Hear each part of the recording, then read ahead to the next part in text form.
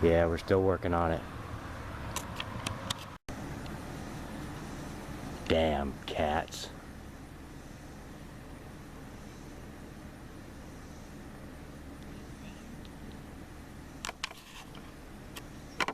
Fucking everywhere.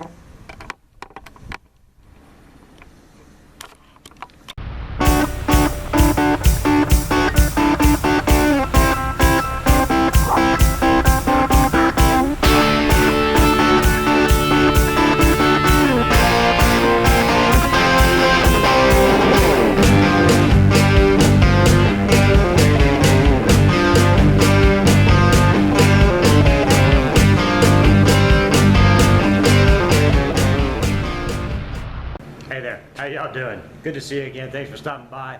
Just thought I'd take a minute out from all of our moving duties to shoot a little clip and show you kind of what's going on.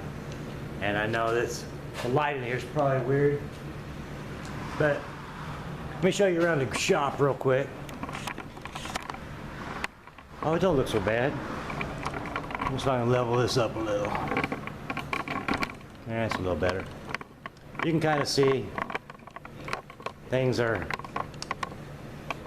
thinning out where you can actually see around in here. Thank you. And yeah.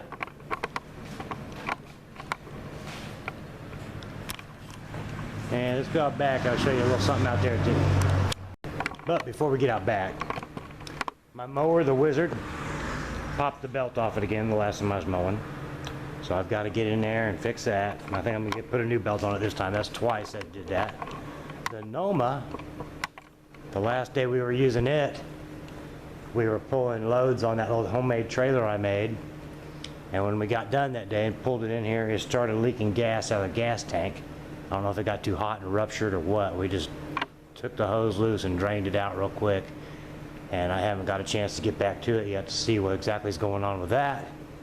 So those are both down for the count. I need to work on both of them as soon as I get some time. Here's a little something I want to share with you. Maybe you can help me. I bought one of these Chicago Electric from Harbor Freight reciprocating saws. And with it, I bought some extra blades because I got projects around here I know I'm going to need it. However, my issue is to put that in there. It's got this real handy twist chuck. You twist it, it falls down in there. You push it all the way down and then let it go and pull it. Try to make sure it's tight. And it feels like it is tight. I mean, it doesn't want to come out of there. I'm pulling on it. It don't want to come out. But the minute I try to cut wood, it seems fine. But if I try to cut metal,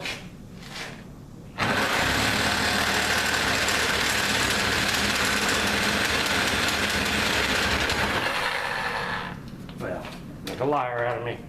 It just kept popping out. It wouldn't frickin' work. That blade would just fall out. It looks like it might be gonna be all right. So enough of that. Looks like it'd be a good little saw. I've just been using that little test piece there to test it on. Let me go back and show you what we did. Now I know the air conditioner's running and you may have trouble hearing me over that, but we came out here the other day and I bought a bunch of stuff and we put up this temporary fence for the dogs.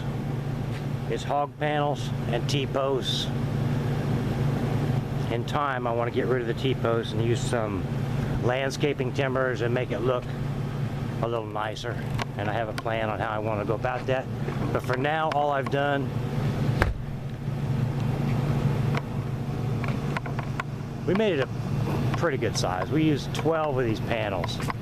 I don't know how well you can see it off over there in the distance.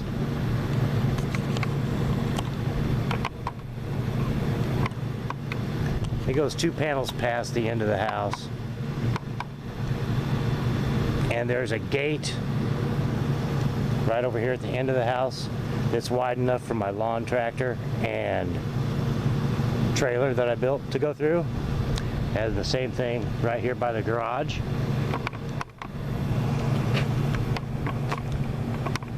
Which I'm zoomed in way too close for you to see it. But right here. And then on down there, on the end panel, that whole 16-foot panel is also a gate where I can drive a vehicle in here. And I have another one over at that corner. So I can drive a full-size truck with a giant car hauler in here, unload stuff into the basement, which goes through that like cellar type door. And yeah, or I can get a full-size vehicle in here if I need to. I messed up at the old house and I didn't do that. I didn't allow for a full-size vehicle to get in there. So it made it really hard getting stuff out of the basement when we moved. But yeah, this is, I don't know how many square foot it is. It doesn't look that big. It's bigger than what they had, or real close to what they had. I think a little bigger, actually. And in time, we want to spread it out so they have even more room to run. But that was all I could afford for right now. These hog panels cost me $21.50 a piece. So you figure that up by 12. And the T-posts were $3.50 a piece. So you do the math and tell me what kind of money you sink into a fence real quick. Man, oh man, oh. And yeah, you can hear the traffic as it goes sliding by. But anyway, I'm going to show you real quick how I did these gates. I just got these little clips that are holding the two panels together in 4 spots. There's 2 on this end and 2 on that end. I disconnect them and just drop the panel. Just let it fall down. And then I can drive or walk through. That's why I said it's a temporary arrangement until I actually do the landscaping timbers thing. I can put hinges and frame it upright and do things like that. But we just were running out of time and had to get it done. And I didn't have the time. That took us better part of a day to get this up, between that and moving a trailer load down here that day. And yes, it looks like we have moles. I keep finding these spots in the yard where something's been burrowing underground. I'd say it's probably moles. And yeah, these little boogers.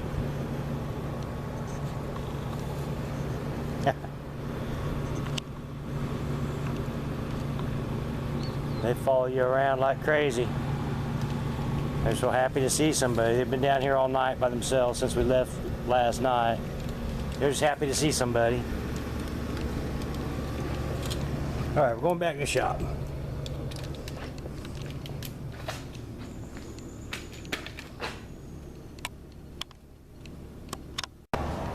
So, as it stands at this moment, we have all the small stuff out of the house. We still have the TVs, the computers, the stereos, and all the little speakers, you know, and our bathroom items, and just enough kitchen stuff left to eat, you know. And this right now is Monday. This coming Saturday, I've got a big 26-foot U-Haul rented. I got 5 guys that are going to come help me, and we're going to load up all the furniture and everything that's left and bring it over here.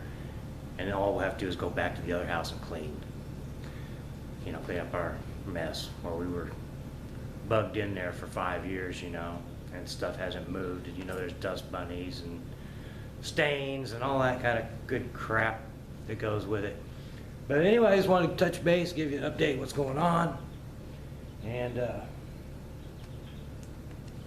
yeah, we did some electrical work in the basement. We got the washer and dryer plumbed in, or not plumbed, but electrically set up proper.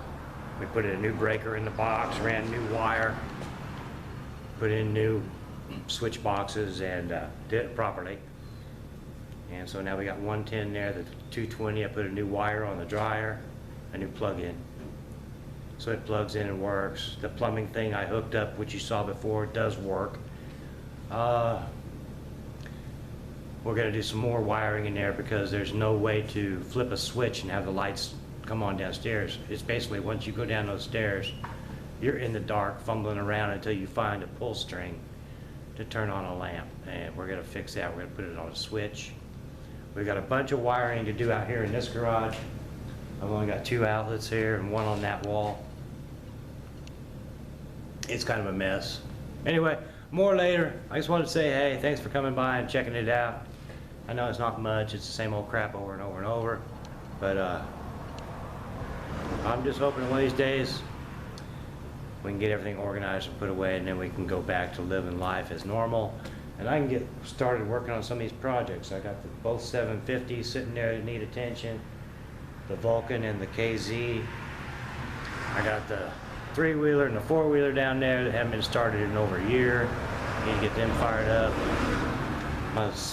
Pat's other boy brought our Bravada home last night. We need to get it licensed and registered so that Jay can drive it back and forth and get himself a job while he's staying with us. Just all kinds of stuff going on. Anyway, you all take care. Good to see you. Thumbs up to you. I appreciate you guys, and I'll see you later. All right. Bye-bye.